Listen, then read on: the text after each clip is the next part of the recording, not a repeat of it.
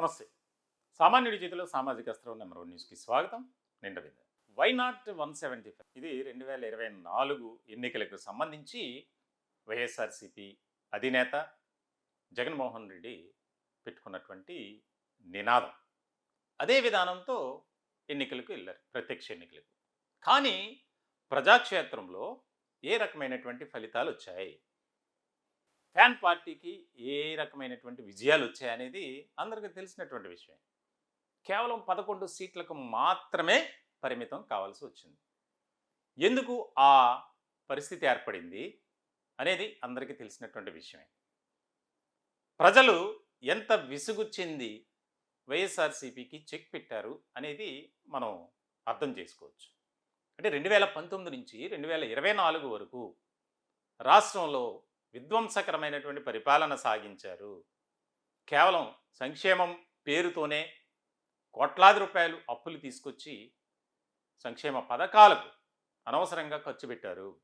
అభివృద్ధి మాత్రం అంతంత మాత్రమే అనేది, దానివల్లనే ఆ రకమైనటువంటి పరిస్థితులు వచ్చాయనేది మనకి తెలిసినటువంటి విషయం. అయితే 2024 ఎన్నికల తర్వాత వైఎస్ఆర్సీపీ ఆ పార్టీకి ఏ రకమైనటువంటి పరిస్థితి ఏర్పడింది, ఇప్పుడు నెలకొన్నటువంటి సిచ్యువేషన్ ఏంటి? ఒక రకంగా ఒక స్థాయిలో పతాక స్థాయిలో రాజకీయాలు చేసినటువంటి జగన్మోహన్ రెడ్డి ఇప్పుడు ఏ రకమైనటువంటి పరిస్థితులను ఎదుర్కొంటున్నారు అనేది అందరికీ తెలుసు. ఒక పక్కన కేసులు, మరో పక్క అరెస్టులు, ఇంకా విచారణ పేరుతో కొన్ని అంశాలు, అలాగే పార్టీలో ఉన్నటువంటి కొంతమంది ముఖ్యమైనటువంటి నాయకులు వారి ఆల్టర్నేటివ్ అనేది చూసుకోవడం, ఇవన్నీ కూడా కాస్త ఇబ్బందికరమైనటువంటి పరిస్థితుల్లోనే జగన్మోహన్ రెడ్డి ఉన్నారు. ఇప్పుడున్నటువంటి క్యాడర్ కూడా మనం ఏం చేయాలి, పార్టీలో ఉండాలా, బయటకు పోవాలా, కొంతమంది ఆ రకమైనటువంటి ఆలోచనతో ఉంటే, మరికొందరు ఎందుకు వచ్చింది, ఏదో సైలెంట్ మోడ్లో ఉంటే పోలా అన్న ఆలోచనతో కూడా ఉన్నారు. ఇట్లాంటి క్రమంలో ఆయన ఒక సరికొత్త వ్యూహానికి పదును పెట్టారు, శ్రీకారం చుట్టారు అనేది ఇప్పుడు ప్రస్తుతం నెలకొన్నటువంటి పరిస్థితుల ద్వారా మనం చెప్పుకోవచ్చు. అదేంటంటే టార్గెట్ కాంగ్రెస్. కొంతమంది ముఖ్యమైనటువంటి నాయకులు కాంగ్రెస్ పార్టీలో ఉన్నారు. కాంగ్రెస్ పార్టీని ఈ రాష్ట్రంలో ఖాళీ చేయాలి. ఖాళీ చేయడానికి ఏముందిలేండి, పార్టీ అంటూ ఏ రకమైనటువంటి పరిస్థితుల్లో లేదు. అసలు కాంగ్రెస్ పార్టీ ఉందా రాష్ట్రంలో అంటే అసలు దాని గురించి ఎవరు కూడా మాట్లాడుకోరు. ఆ పార్టీయా అంటారు. ఎందుకనంటే కాంగ్రెస్ పార్టీ పరిస్థితి అలా ఉంది. సరే ఏదో చేస్తుందిలే అని చెప్పి ఆ పగ్గాలన్నీ వైఎస్ షర్మిలాకు అప్పగించారు, అధినేత సోనియా గాంధీ. కానీ మరి ఆమె ప్రభావం ఏ స్థాయిలో ఉందనేది మనకు తెలుసు.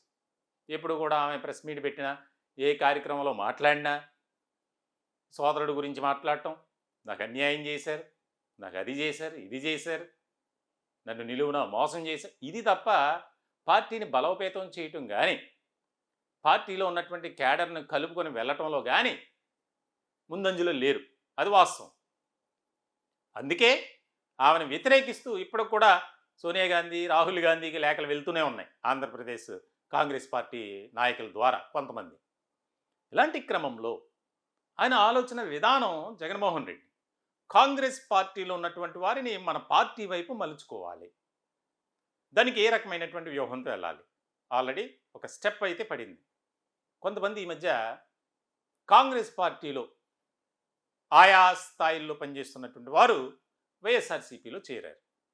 ఇది రాష్ట్ర వ్యాప్తంగా కాంగ్రెస్ పార్టీలో ఉన్నటువంటి కొంతమంది వ్యక్తులు, నాయకులు వారిని మన పార్టీలోకి ఆహ్వానించాలి, దానికి సంబంధించి ఒక రకమైనటువంటి చర్చ జరుగుతుంది.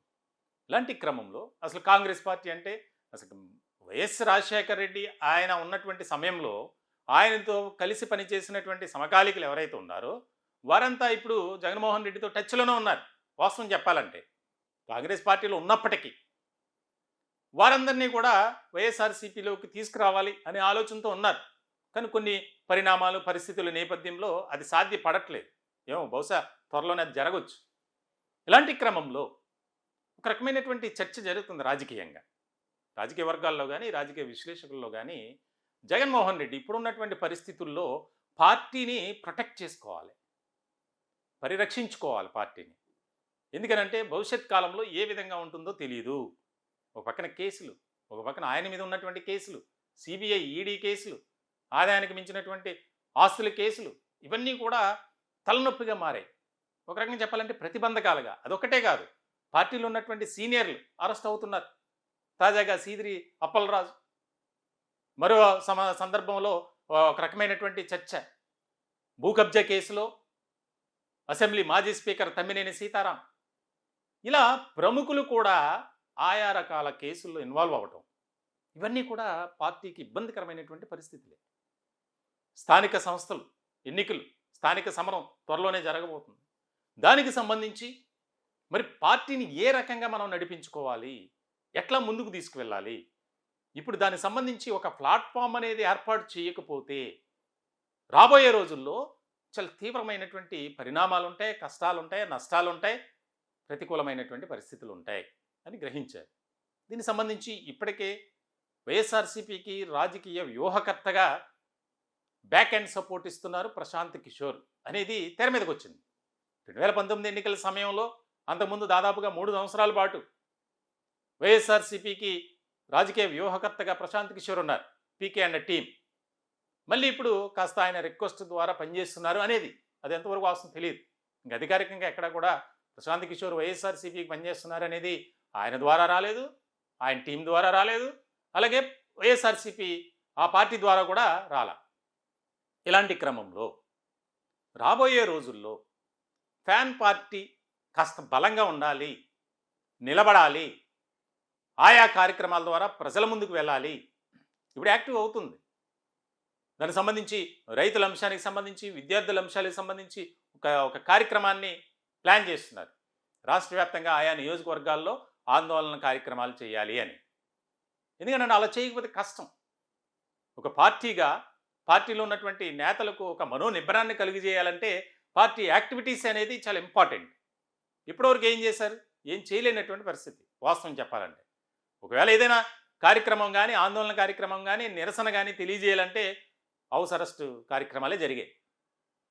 కూటమి కూడా అంత తేలిగ్గా వదలట్లా. సో ఇలాంటి సందర్భంలో ఏదైనా సరే ప్రజలతో మమేకం కావాలి, ప్రజల సమస్యలను మనం దగ్గరుండి చూసి ప్రభుత్వంపై ఒత్తిడి తీసుకురావాలి, ఆ సమస్యల పరిష్కారానికి మనం కృషి చేయాలి అనే ఒక ఆలోచన జగన్మోహన్ రెడ్డి పెట్టుకున్నారు అనేది. దీనికి సంబంధించి కాంగ్రెస్ పార్టీని టార్గెట్గా పెట్టుకున్నారు ఫస్ట్. దానికి సంబంధించి ఎందుకనంటే ఒక రకంగా కాంగ్రెస్ పార్టీలో ఉన్నటువంటి ముఖ్యమైనటువంటి నేతలతో పాటు సెకండ్ గ్రేడ్ లీడర్స్తో కూడా మంచి కాంటాక్ట్స్ ఉన్నాయి వైఎస్ జగన్మోహన్ రెడ్డికి. సో ఇలాంటి సందర్భంలో ఆ రకమైనటువంటి కార్యక్రమం మొదలైంది. మొదటి విడతగా కొంతమంది జాయిన్ అయ్యారు. మరికొద్ది రోజుల్లోనే రాష్ట్ర వ్యాప్తంగా ముఖ్యమైనటువంటి ప్రాంతాల నుంచి, నియోజకవర్గాల నుంచి కొంతమంది ఫేమస్ లీడర్స్ కాంగ్రెస్ పార్టీ నుంచి వైఎస్ఆర్సీపీలోకి చేరబోతున్నారు అనేది మాత్రం ఖచ్చితంగా ఒక చర్చ అనేది జరుగుతుంది. చూడాలి.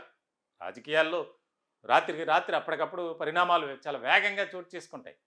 ఎప్పుడేం జరుగుతుందో తెలియనటువంటి పరిస్థితి. ఏ నాయకుడు ఏ కండువా ఎప్పుడు కప్పుకుంటాడో తెలియనటువంటి పరిస్థితి. ఆంధ్రప్రదేశ్లో అటువంటి పరిస్థితి చాలా ఎక్కువగా ఉంటాయి మిగిలిన రాష్ట్రాల కంటే.